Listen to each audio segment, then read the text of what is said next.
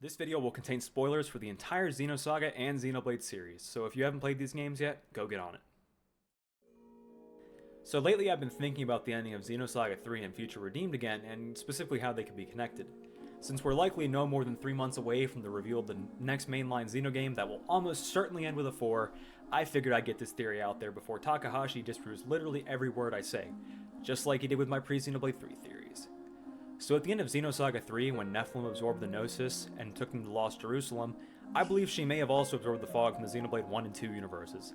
At this point, we can assume pretty safely that the fog is a manifestation that refused to join the merging collective unconscious of the Xenoblade 1 and Xenoblade 2 universes.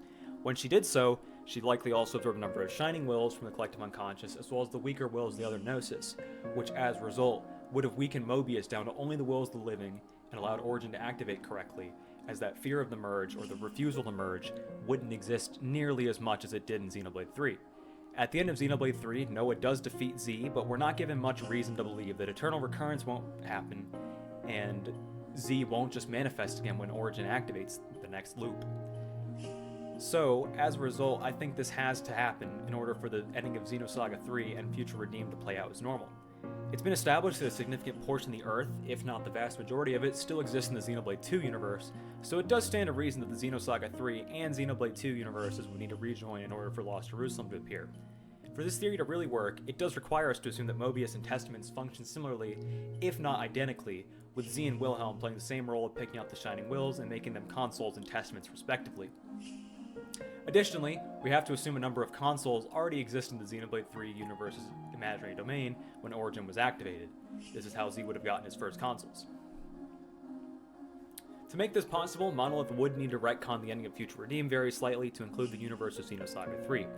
Specifically, they'd have to show the Xenosaga 3 universe as being like in the middle of the two universes, above it, something like that, and we'd also need Xenosaga 3 to happen sometime after Xenoblade 3's ending, so the post-credit scene of Future Redeemed and Xenosaga 3 are roughly occurring at the same time. This would mean the three universes are extremely close to each other, so Nephilim could reasonably absorb the fog from the other two. Considering the entirety of Xenoblade 3 and Future Redeemed likely happens in an instant, some level of time dilation between the universes likely would make sense.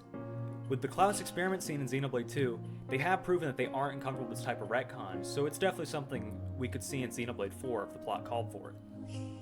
One of the main problems with this theory is that the fog actually functions differently in Xenoblade compared to how the Gnosis functioned in Xenosaga. The two universes of Xenoblade 1 and 2 are described as matter and antimatter to each other, with the fog merging because they're naturally destabilizing as they come closer to each other. However, we don't ever really get an explanation as to why this is the case, which could also be explained as resistance to merging pretty easily. I also believe that this is something they might be saving for the next game, as we have the ghosts in the X universe too, which are also another pretty clear parallel to the Gnosis. Another difference is the nature of why the fog emerges as to opposed to why the Gnosis emerged in Xenosaga.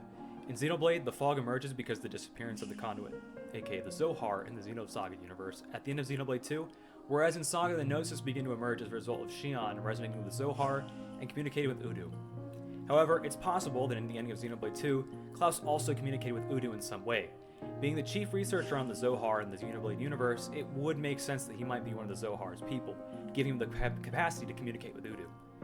This is admittedly one of the bigger flaws of this theory, but a lot of it is probably just a result of this story being written, 20 years apart from each other and not initially being made to connect, and all this crazy stuff that we never thought Takahashi would be able to do. I expect to be 100% wrong when the next game comes out, but at the end of the day, this is just a thought I had. Let me know your thoughts. Thanks for listening.